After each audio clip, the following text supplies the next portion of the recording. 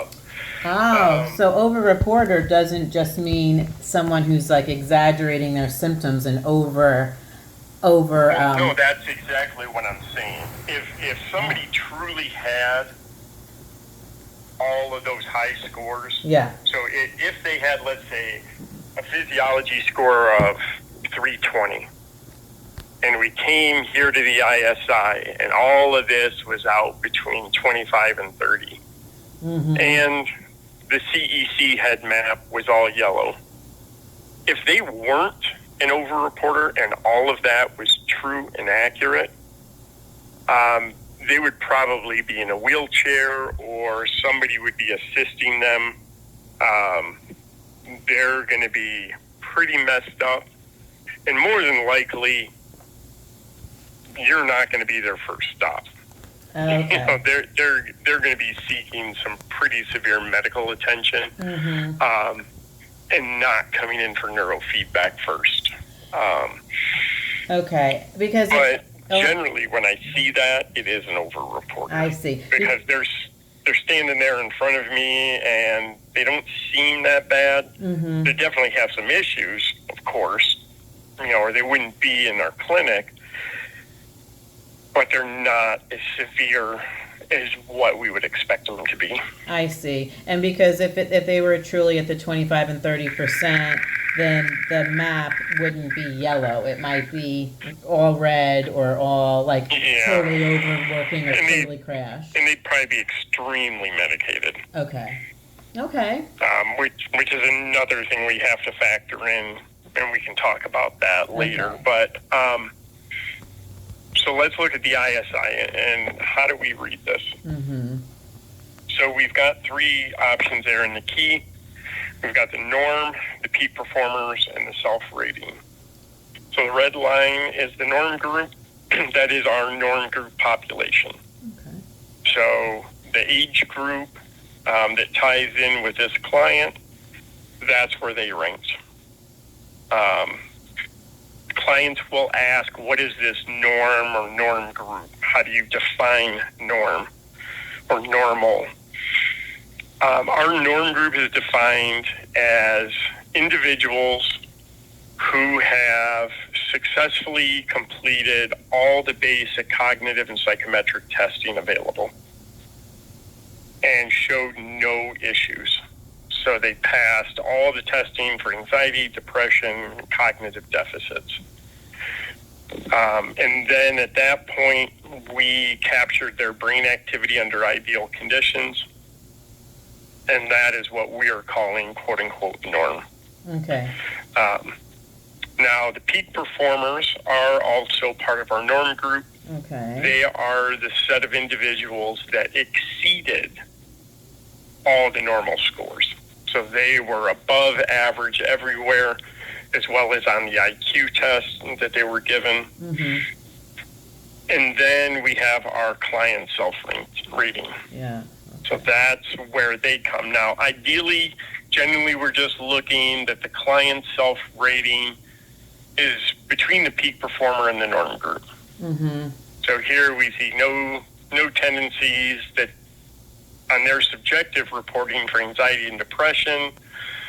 Relaxed is in there. We've got regulated. Impulsivity is fine. Passivity is fine. Some of this stuff actually starts becoming detrimental, like being overly perfectionistic. Now, understanding this can be a little crazy to begin with, trying to figure out, are they saying this is good or bad? I'm going to come back to this one. So basically, if we go down to the self-dimensions section, if one of those categories from the graph above appears here, they have a problem. You know, so we can look down here and see. So we can see out of the 18 items that the survey looks at, we've got 4 different things that are outside of a normal range. Okay, so self-dimensions is key for outside the range. Okay. And then also the last one is going to be guides to change. I mean, that's going to have a lot of stuff in it. But that's basically telling them if they have any of these issues. So we saw 4 main problems: dependence, competitive, passivity, and impulsivity. If they want to do some self-help work outside of the clinic, they can come down here, find those categories, and the system is going to be telling them things they can do to try to improve their issue with dependence. It's also going to, some of them are going to potentially give a visualization exercise that the client can do throughout the day as well. Okay. Now, the very first section, this is going to have all 18 topics we saw in the graph. And it is going to talk directly to the client. So these ones in the self-narrative are written based on how they answered the questions on the survey. Okay. So you'll notice they start with you. You know, you have scored high on both perfectionism and competitive, which indicates that you're going to be very self-critical and likely come to an environment that generate a lot of shame and self-doubt. Okay. There's likely considerable amount of toxic stress in your family that you may not be aware existed. You know, so it's telling the person, and everybody's is going to be slightly different based on how they answered above. And I can tell you, some of your clients are going to be in complete denial. They're going to read these and say, well, I don't think I'm that way. Have them bring their partner with them. Their boyfriend, their girlfriend, their husband, their wife, whatever, and watch to see what happens. Yes. Because their partner is going to be like sitting there chuckling. Right. Man, they nailed you. You know, that's you. And, you know, your client's going to be looking at their partner going, are you serious? Like, I'm really this way? It's like, yeah, I've told you that for years. Or, yeah, we've talked about this. You know, my wife and I both did ours and then swapped computers, and we laughed at each other for about a half an hour. Because it was right on, and there was stuff that, you know, she would laugh, and I'm like, what? And she'd read it, and I'm like, really? She goes, yeah, really. It's like, you need to, like, read this on your own, and she's like, this is all of you. Okay. And I said, well, don't laugh too hard, because when I'm reading over here, is definitely you as well. Yeah, exactly. And when we went back and looked at ours again, it was like, okay, well, let's look at this a little bit with more open eyes. You know, and we talked through it and, you know, helped each other understand, you know, our own deficits. But a lot of your clients potentially are not going to feel that these are as correct as what they think they should be. Yeah. But do your own, and you'll definitely see what I'm talking about. Yes. Okay. All right, the final one is the CEC, Cognitive Emotional Checklist. And the first thing we see is the head map on the left. This head map has nothing to do with the brain activity that you record on the client. Okay. This map would be here if the client had just done the CEC survey, and that's it. Okay. CEC. So this map is generated by how they answer the questions below. Okay. So each one of these questions is tied to a specific Brodmann's area, or 1020 site up here. The more they report on a specific site, the higher the possibility is going to get lit up. So if they're green, the system is saying there's probably not a lot of issues going on in that area of the brain that the client needs help fixing. because they're not reporting any symptoms really at all that would stem from that area. Okay. The ones that are marked in red are saying, yeah, there is a possibility that those areas have some dysfunctional activity that are causing symptoms for the client. And if something's marked in yellow, now we're saying, yeah, there's a high probability that there's dysfunctional activity in those areas. Okay. This predictive map can also help you determine what areas you may want to start training with the client. Okay, I was just about to ask that. Yes, so, okay. You know, so looking at this, it's like, okay, well, frontals, temporals, parietals, anterior temporals, you know, are probably areas we want to look at on the map because they're definitely commenting on symptoms stemming from those areas. Okay. We get the 6 basic cognitive and emotional categories. So we can see if it's only the lighter red, that's saying that they're within norm. If we have the darker red with it, then that's above norm. Okay. I generally go off the ISI chart more than I look at this chart. Okay. The ISI is highly accurate.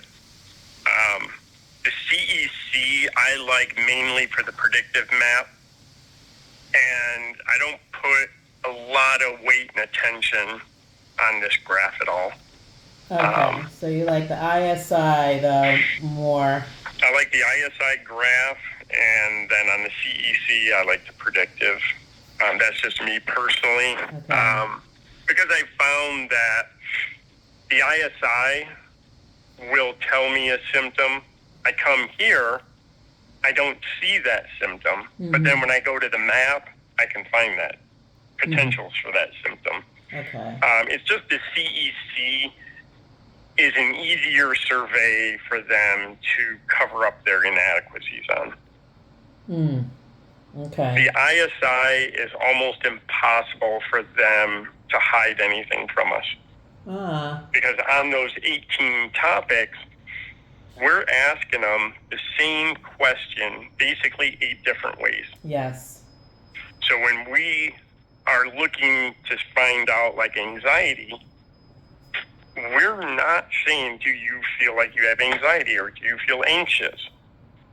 We're asking them obscure questions that relate to anxiety, but they really have no idea what we're asking them. So they just answer them. I've seen a couple people be able to lie on the ISI, but they held a doctorate in psychology. Gotcha. So they knew exactly what they were filling out. Yeah. So it was like, and we looked at the map and it's like, yeah, they knew what we were asking because their map is a horrible mess and their ISI is saying that there's absolutely nothing wrong with them. Which one, and it should be obvious to me, but I just can't think. In the past, when I was with Dr. Yance, if they were children, there was one of the studies we didn't have them do. ISI. Okay, so you don't need to do ISI on children. Okay. Yep. ISI is pointless for a kid. Okay. What age? And for that matter, when the parents fill out surveys, I take them with a grain of salt. Okay. Yeah. Because you could have mom fill them out, and then you could create a new set and have dad fill them out, and you're going to get conflicting results. Yeah. Okay. Definitely. It's their subjective view on their child. You know, and then you get a third party to sit down with the child that's not related to them, that the kid's not going to worry about saying stuff to, like a counselor, and then have it fill them out, and you'll get a third different result. Okay. So, you know, with kids, you know, depending on the parent, you know, we'll still have them fill them out.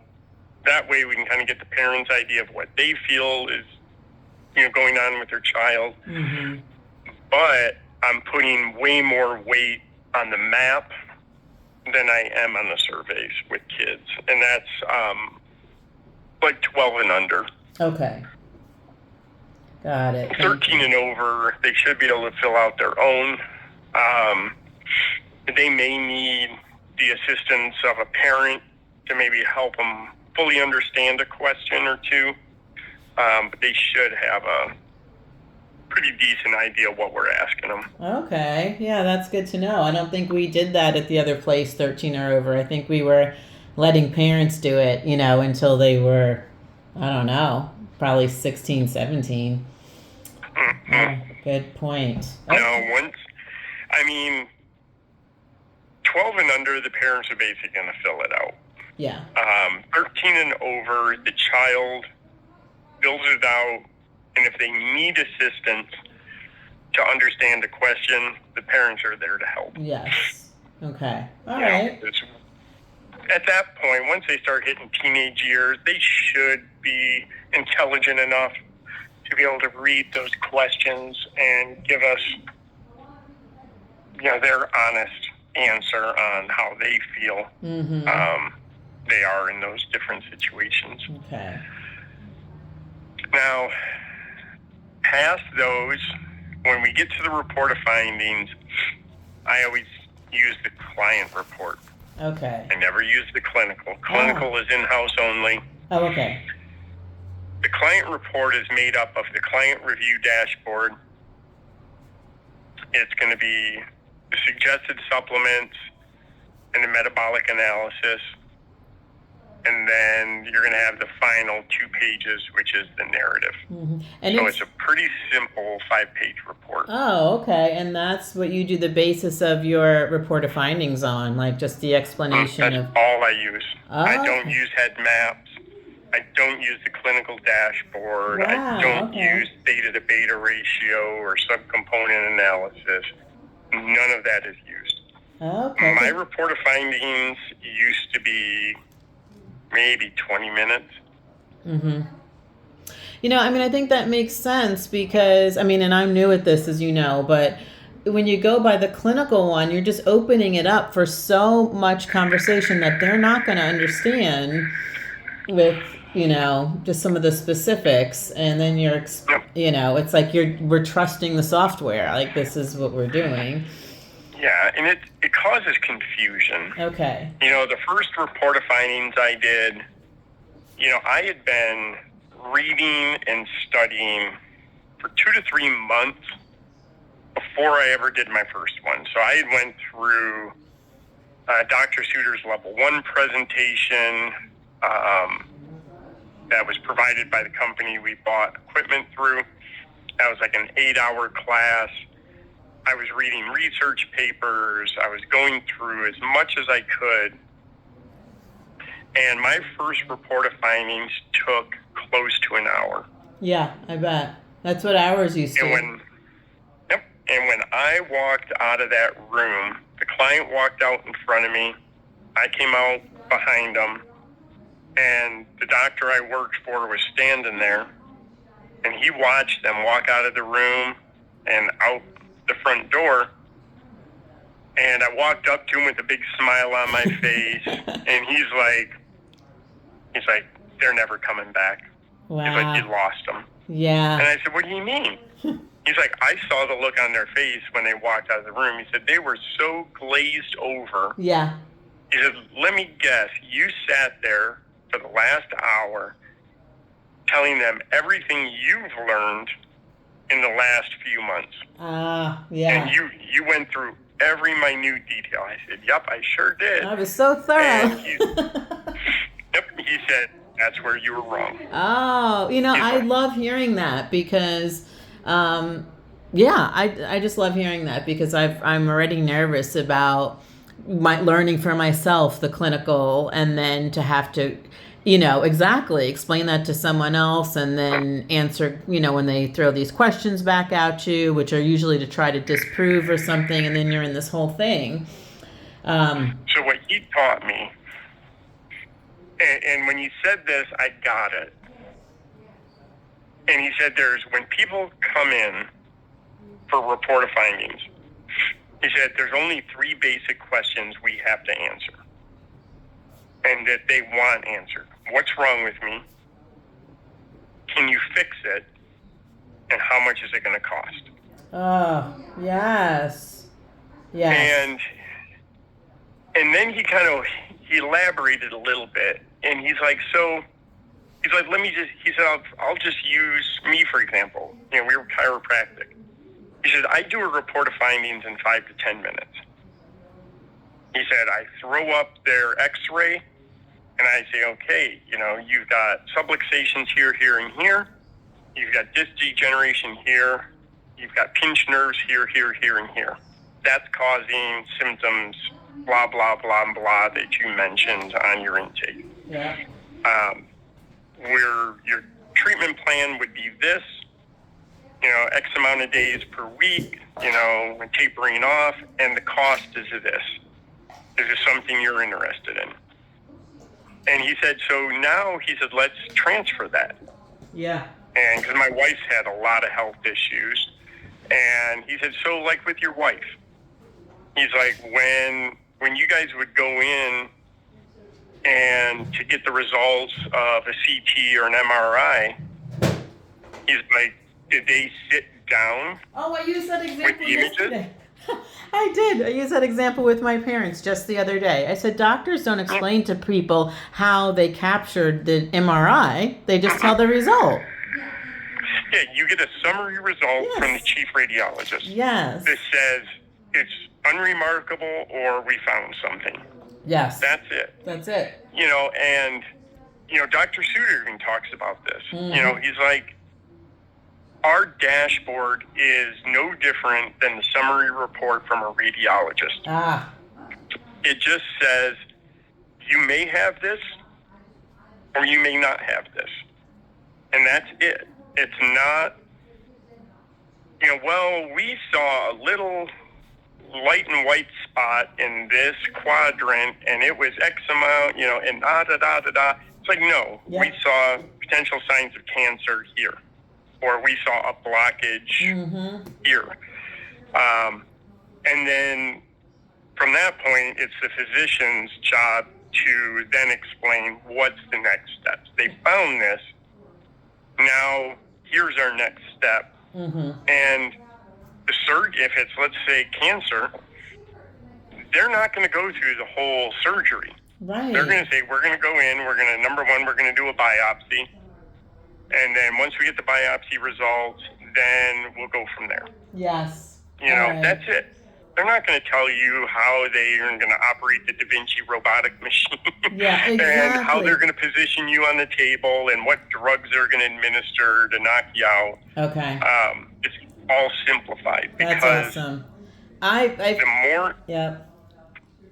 Okay. Just the more information you give them, the more confused they're going to get. Yes. And the likelihood that they're going to sign up starts tanking through the floor the longer you keep them in that confused state. And, and we've simplified this down. So you can see cognitive efficiency is just this section. Mm-hmm. Now, if we go look at the clinical dashboard, this whole section down here, all 6 of these is the cognitive on the clinical. I don't know about you. Yeah. But I don't want to explain 7 facets of memory to every single client in a report of findings because they're going to understand working in short term. Yeah.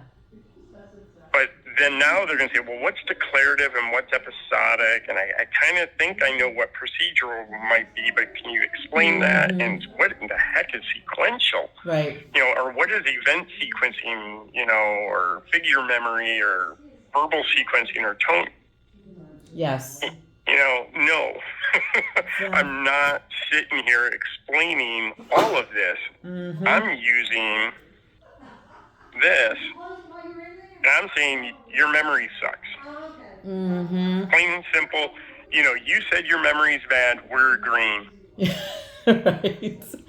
Right. And so that's what you would do on that part is touch on how they're perceiving it and what the EEG is really saying. Like if that's the point of that part. Yeah, so I go through this I flow through this starting in the upper left. Okay. And I explain it to you guys kind of how, if I were to go and sit and do a report of findings today, how I would move through it. So basically the client map is just showing us the 4 areas of the brain that are the farthest away from normal. The rest of the sites that are green do not mean that there's nothing going on there. It just means they're not 4 of the most abnormal. Got it. Now, I've been doing this a while, so I understand, like, the frontal portion of the brain is responsible for attention and decision-making, motivation, problem-solving, and short-term and working memory.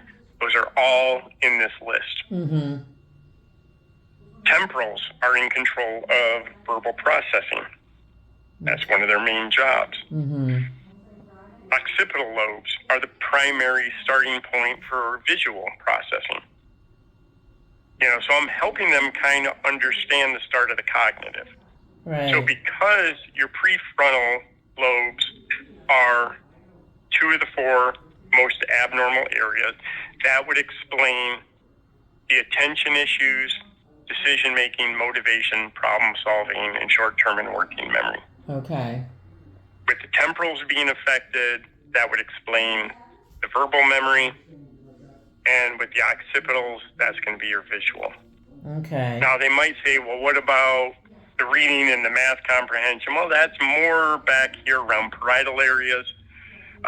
Again, this client map is only showing the 4 most abnormal. And you could then tell them, and when I looked at your scans, yes, we did find dysfunctional activity back in those areas that would support the reading and the math comprehension issues.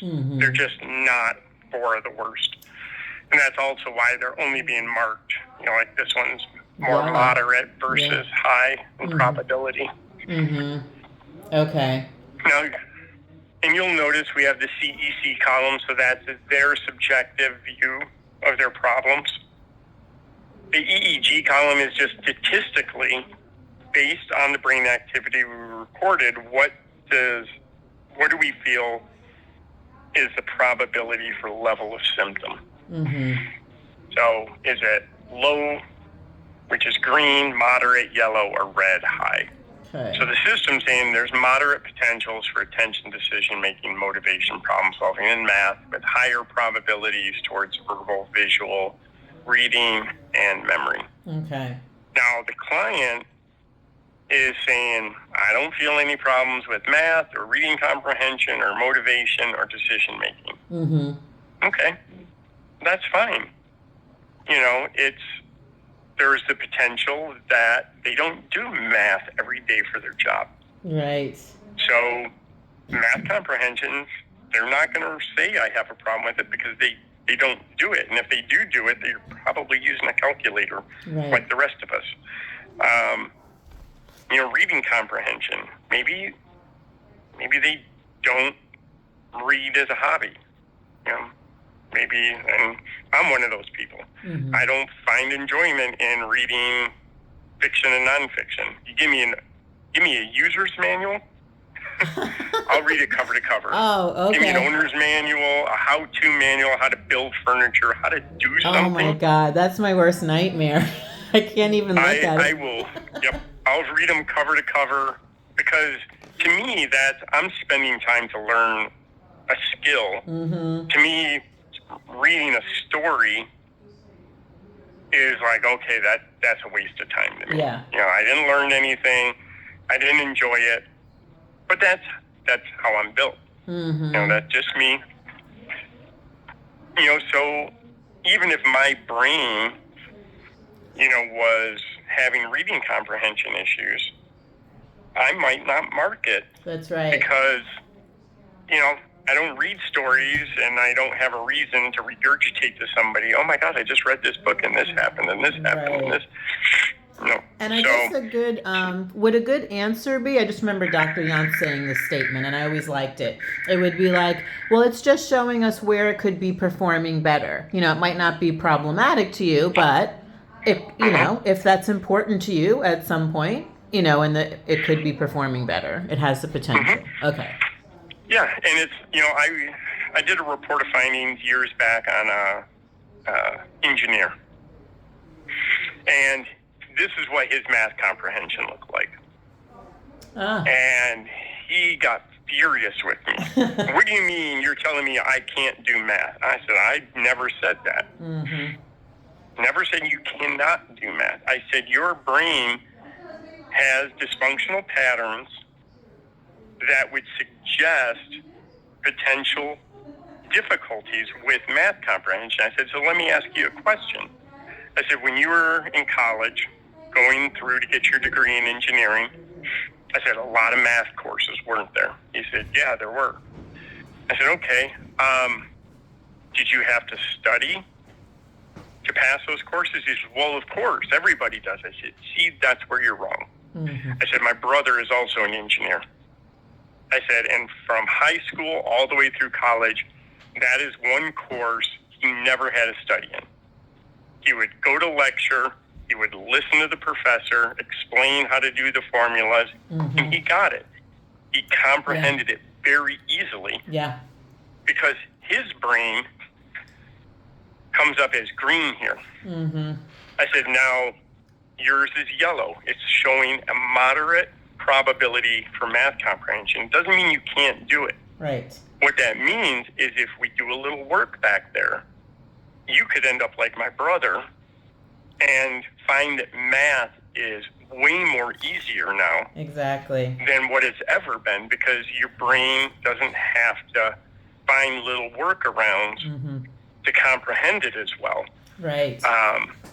So he finally was like, oh. Yeah, so all on how you present that. Dr. Green had to step out and she just walked back in. One thing I just wanted to back up so she knows what we're talking about real quick is what Aaron's explaining, and I think this makes so much sense to me. He was saying that when he does an ROF with someone, he does use the client summary, not the clinical, because the clinical opens up so many questions and we're getting into stuff they do not understand.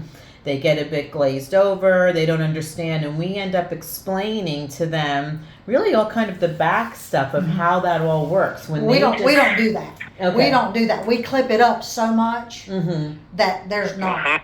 We simplify it very, very. We don't get into a lot of detail. But don't you think, like, based and on that's the point of this client right? So we don't have to do all that clip is it work does stuff. it for you. Yeah. So yeah, so let's. Oh, go ahead. So keep So going. So we're in the. I'll get through the main part of this. We'll book another one and keep going through this because we're getting down towards the end. Just so you know, all your dials, you're going to break into 1/3 increments. So on this particular dial, 10 to 6 is a low possibility, and they're probably not going to be reporting much. 6 to 3 is moderate, and 3 to 0 here is the higher area. Okay. So if they're in the moderate to high, we're going to be expecting them to have some cognitive deficiencies. Now we move down to the next 3, and each column here is its own frequency bands. So the focus, also known on the inhibited or on the clinical side, we call focus under arousal. This whole column going down to here, this is all delta and theta. The middle column, which is mood, clinically known as inhibited, generically referred to as depression. This is all alpha. And then the third row is relaxation, clinically referred to as over-arousal, and generically referred to as anxiety. That is all beta. So right here in front of us, we have their entire brain map to explain to them. Wow. We don't have to use the head maps. Yeah. So I can, and at this point in a report of findings, I say, okay, now this next section is going to explain the 4 major frequency bands that your brain uses to function on a daily basis on the emotional and the cognitive side. And if we have dysfunctional activity, it's going to increase the potential for certain symptoms. And we're going to start on the far left side with focus.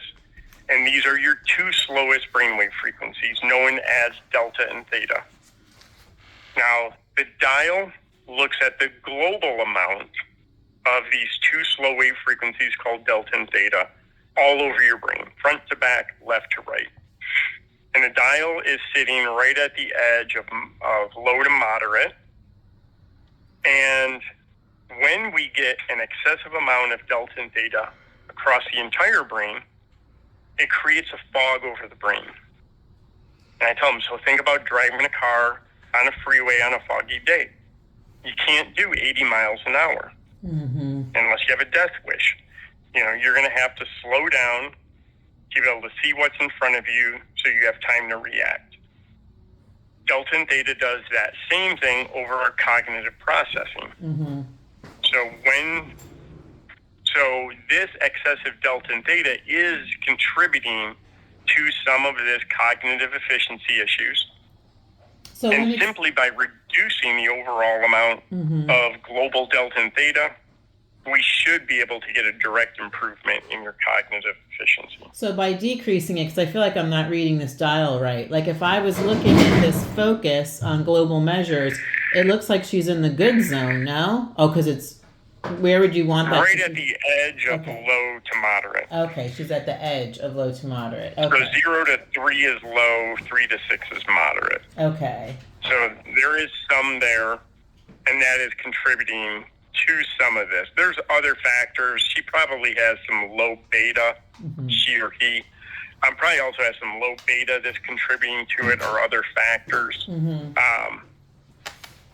But I'm generally not going to get into all of that. Okay. You know, unless they ask, well, it's saying it's kind of low. Why is this so poor? You know, and if I'd already looked at the map, I haven't looked at the map, so I can't say for sure. But if I'd already looked at the map and saw that the beta magnitude was also low, I would say, well, if your cognitive efficiency is a combination of some elevated delta and theta creating a fog, but your beta frequency that controls processing in the brain is also low in power. So the combination of the two together is what's causing the impact on your cognitive efficiency. So to improve the cognitive efficiency, we would simultaneously decrease the delta and theta while we suggest that the brain increases the beta. So we're going to decrease the fog and then increase the processing capabilities. And the combination of the two together would cause an improvement in the cognitive efficiency. And then the symptoms below here are also in that delta and theta column. But these are associated just with the frontal lobes of the brain. So when we get excessive delta and theta in the frontal lobes, it can cause the cognitive problems like attention and organization and memory problems, but it can also cause some emotional issues. And in this case, it's telling us that would be the cause of the impulsivity and the hyper-emotionality. So simply by decreasing the delta and theta in the frontal lobes, we should be able to reduce or completely remediate these symptoms. And so if you hear what I'm kind of going at, back to where we started, clients have 3 questions they want answered. What's wrong with me? Can you fix it? And how much does it cost? So we're dealing with the first 2. What's wrong with me? Well, you have some excessive delta and theta globally, and you also have a little excessive frontal delta. Can you fix it? Yeah, simply by reducing that, we can improve the cognitive efficiency. Globally, reducing it, we can improve the cognitive efficiency.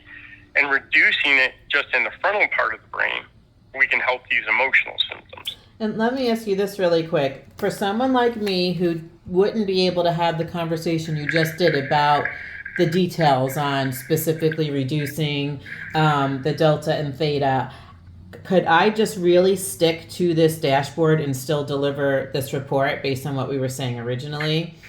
Like, because you went into some explanation. You should learn what each dial is related to before you do your first report of findings.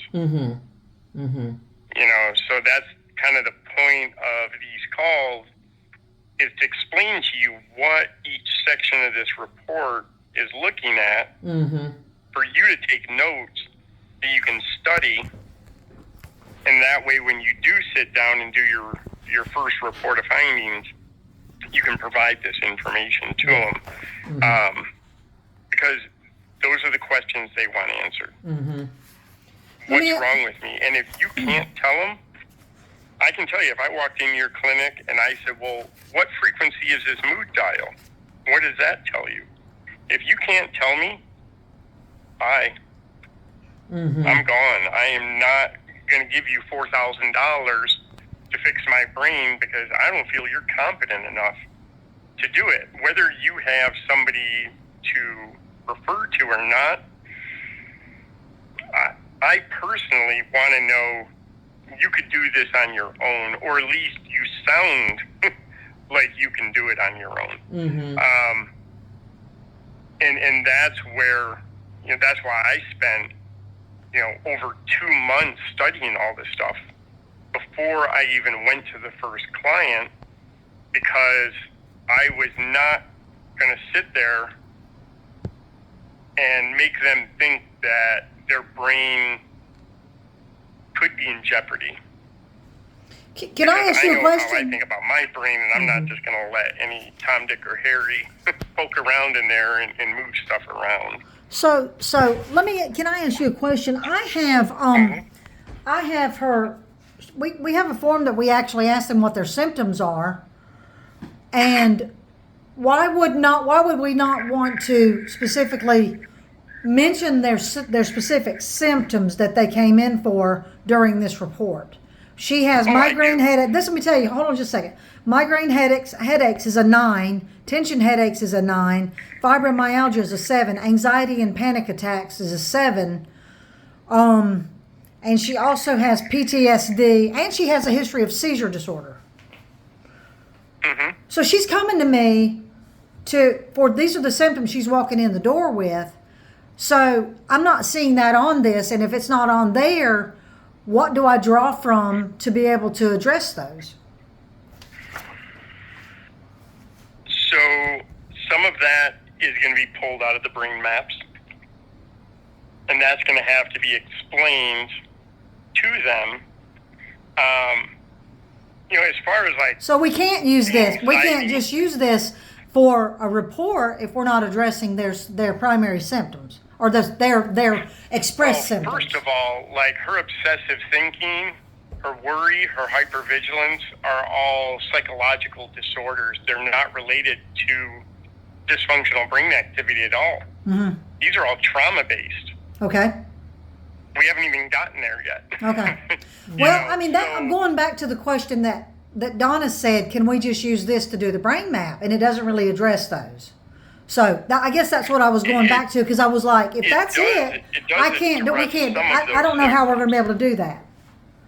It does address some of those symptoms. The rest of it, though, has to be understood in the actual head maps, right, and then just explain to the client on top of going through this. Okay. This is saying, basically, what are all of your potentials?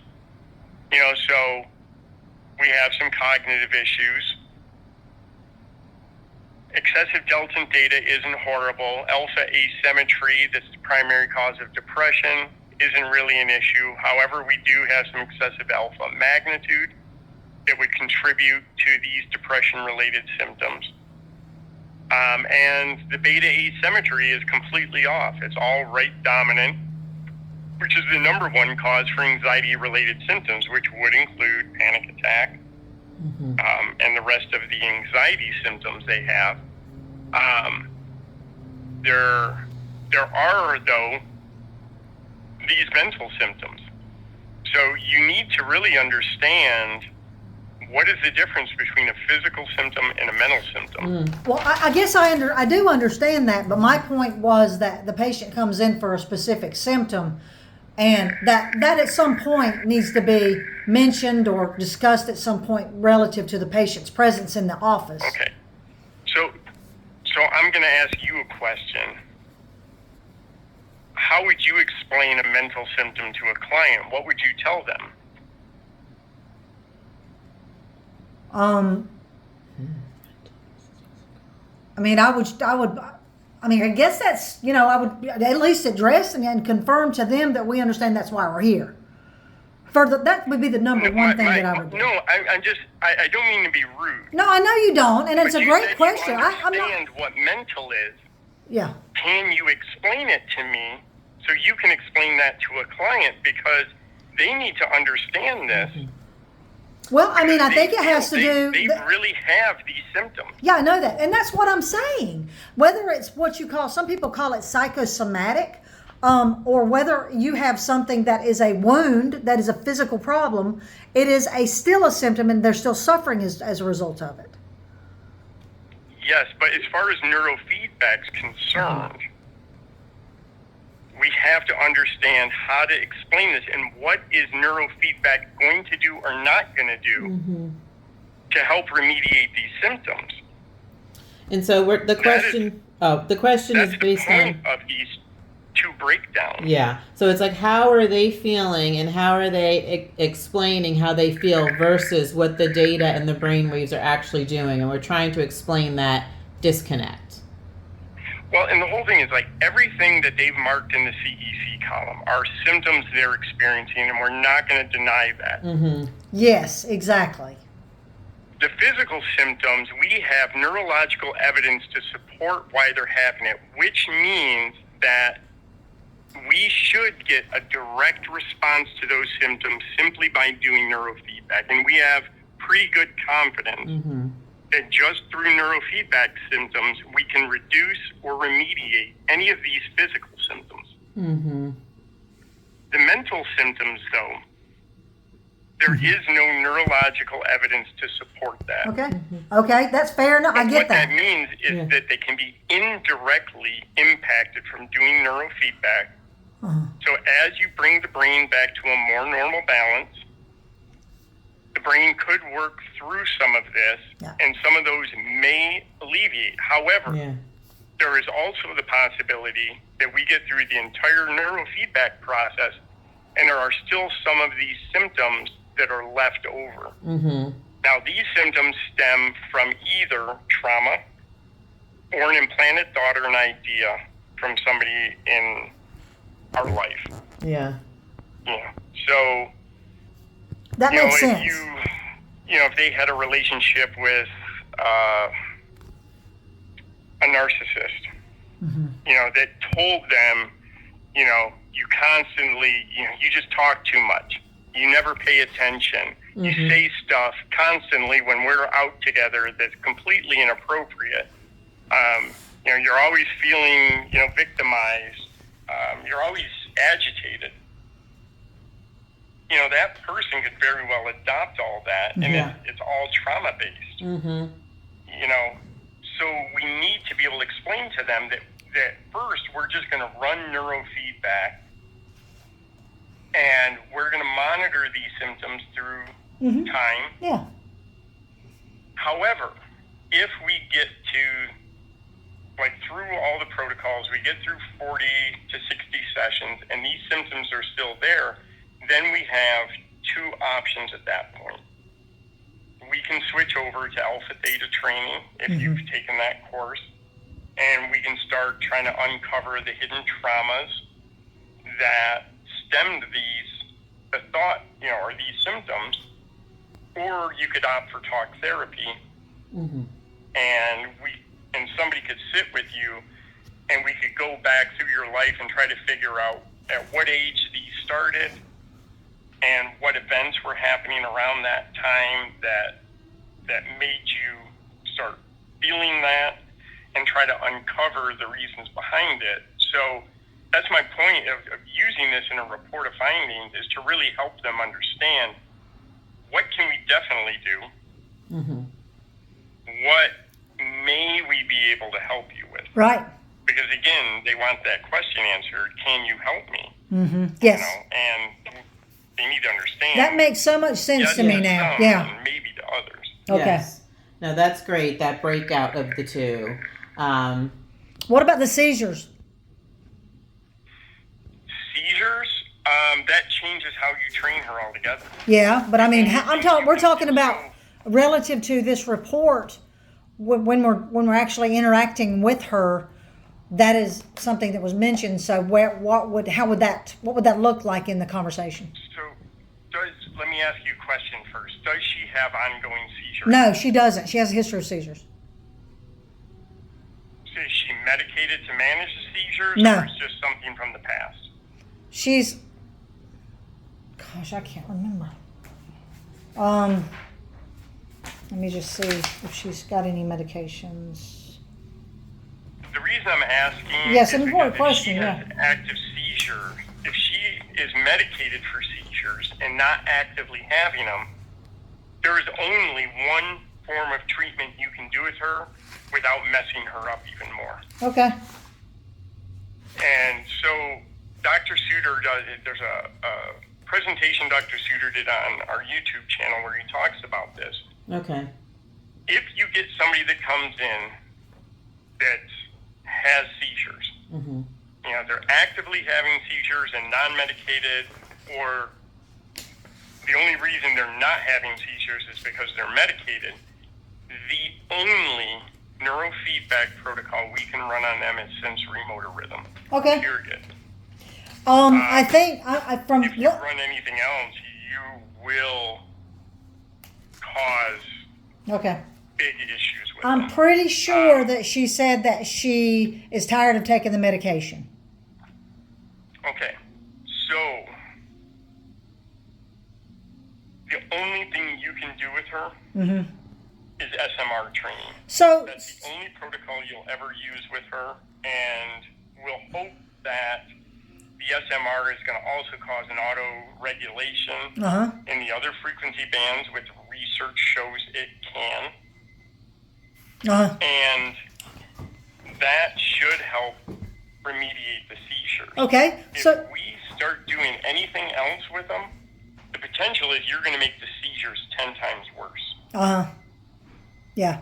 Well, if you she did this questionnaire. Is there anything in the questionnaire that asked about seizures? Did you have an awareness of her seizure history? Me? That's what I'm saying. I mean, because you're looking at, I shouldn't say you, but New Mind, through this paperwork, through this questionnaire, how is it just her report to us that we know about seizures, or is that some? Yeah, that's on their intake. Okay, is That should be on an intake of, Okay. are you epileptic? Do you have seizures? Okay. That is something that needs to be asked Okay. on an Yeah. intake. Okay, but not on the New Mind intake, right? Let me look to see, because I've got some intakes here. Well, and while you're looking, did you say if someone has active seizures and not medicated, it has to only be SMR? And even if they're non-active seizures, because they're medicated, it can SMR. only be SMR. So basically any seizure at all. Unless it was like, what if someone says like, oh, I had one or two 10 in years my, ago, like, they don't really have ongoing seizure. Is there a difference there? It's like, yeah, I had one a few years ago. We don't know why. Yeah, because there was a case years ago of a gentleman. He had one seizure in his life. Now, after he consulted with a neurologist, it was discovered that the reason for his seizure, he was at a shopping mall with his wife, and they had passed by a woman, and the perfume she was wearing was what triggered the seizure. it was just a scent that created basically a short circuit, and he had a seizure. Okay. Now, with him, he was able to be trained normally, Yeah. without any problems. What I'm referring to is somebody that has, current active seizures, whether they're medicated or non-medicated. Okay. So basically, if they stop taking the seizure medicine, they would start having seizures, or they're not medicated because they don't want to take it, and they actively deal with seizures, Okay. on a ongoing basis. Yeah. For those people, the only thing we can do is SMR training. Okay. Dr. Suter ran into that problem with a young boy, and it took 60 sessions of SMR to remediate the seizures. That's why Mom brought him in. And once the seizures were remediated, the mom's like, well, he also has low motivation problems. Can you address that? And Dr. Suter said, sure, yeah, he's got some high frontal alpha, which is associated with motivation problems, so we'll reduce that. And within like 5 sessions, the kid was having seizures again. Oh, wow. And they had a turnaround, and once the seizures started, they went back to SMR. It took another 60 sessions to remediate them again. And then at that point, they were like, we're done. Yeah. And Mom agreed. She's like, yeah, we'll do some self-help stuff, Yeah. to work on his motivation skills. But yeah, we're done. And Dr. Suter even said, and that's when the light turned on for Dr. Suter on training people with seizures. Was like, that's all we can do. If we start playing with anything else, the potential is we are going to potentially make the seizures worse. So we start in with the long run. we start with SMR and we stay with SMR. Mm-hmm. Do you only do it at CZ? What I do for seizures is I look at the map, Mm-hmm. and I would be looking for the area of the brain. Do I see like more delta at C3, C4, or CZ? In her case, it's hard to tell even with a shift.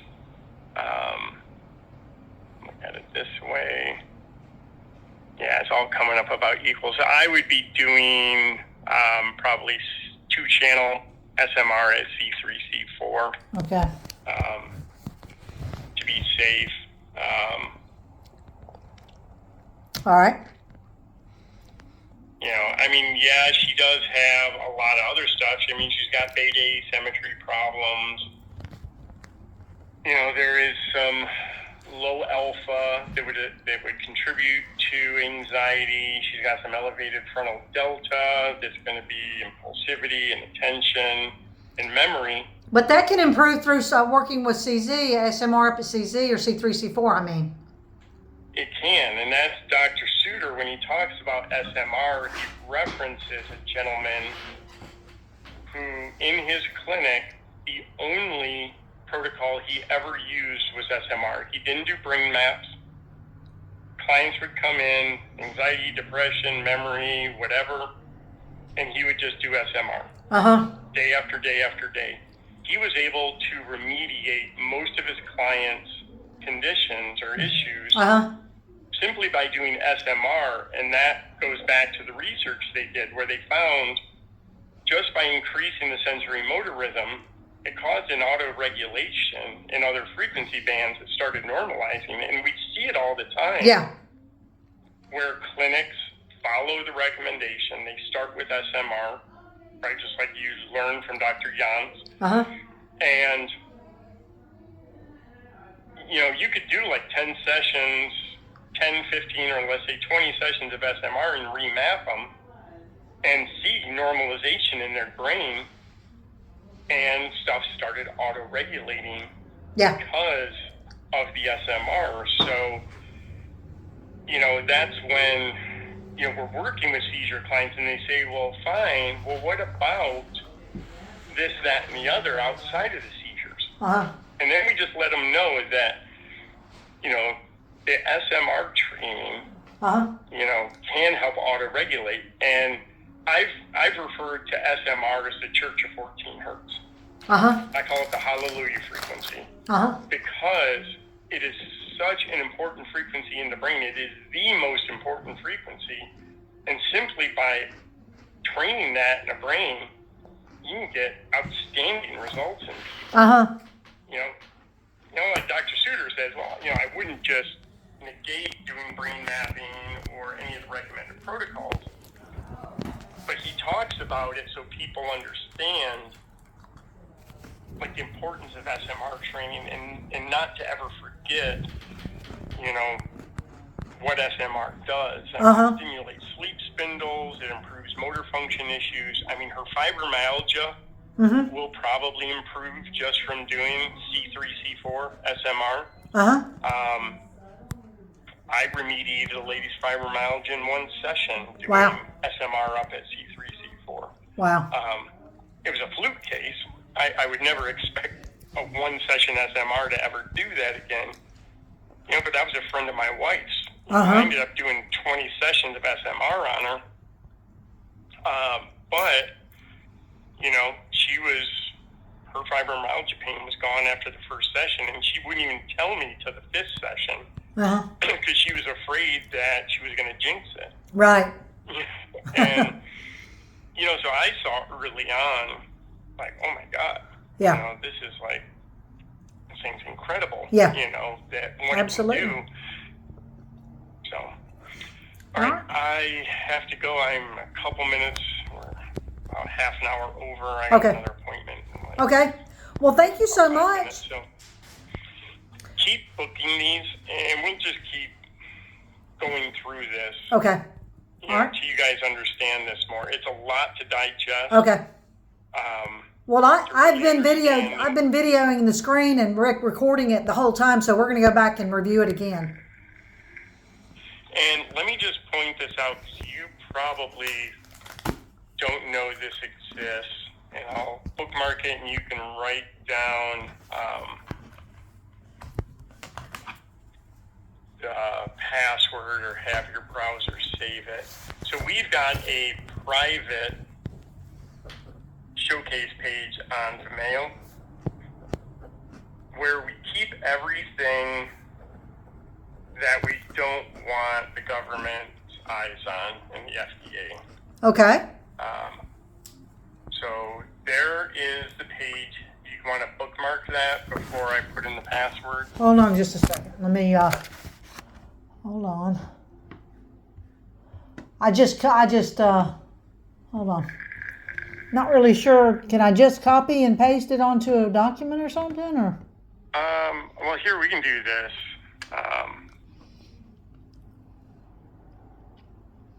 I can just do a quick.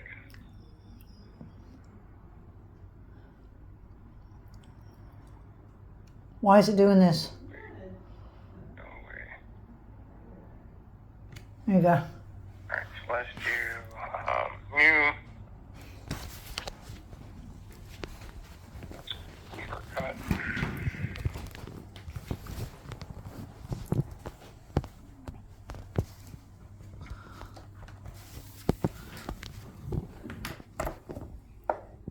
All right, that's a bunch of videos, huh?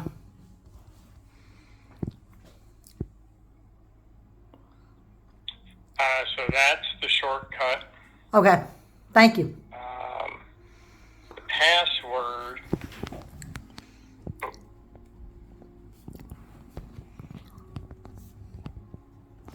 is, let me do this so you can write it down. Okay. That's the password. Gotta have the capital and the lowercase, correct? Okay. Mind. TECH. 1, 2, 3 exclamation. Got it. Got it? Okay. Got it. All right, so I always put the newest ones up at top. But where you guys might want to start here is go to the second page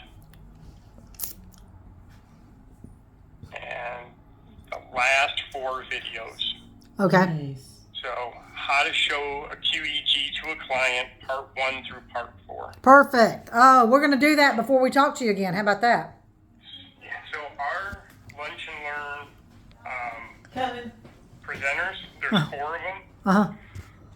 took one map and spent 4 hours tearing the map apart Uh-huh. and talked about every survey, how do they use it, how did they use it in their clinic, what other maybe tests they would run, how would they approach a case. So this is coming from 2040. You got about 60 to 70 combined years of neurofeedback experience between those 4. Okay. You know, Dr. Suter leading it up, Rob Longo, and then Judy Purchison and Veronica Seberger. Uh-huh. So if you want to see how they do it, Mm-hmm. that's here. All right. And it's a brain full of information. Uh-huh. But go through this. There's other good content in here. Okay. But where you guys are at now, This is where we need to you start. can find this stuff on our YouTube channel. All right, cool. All right, well, we'll check those out. And I think we're already scheduled for our next session too, okay? All right, sounds good. I hope you guys have a wonderful rest of your day. You too. Bye.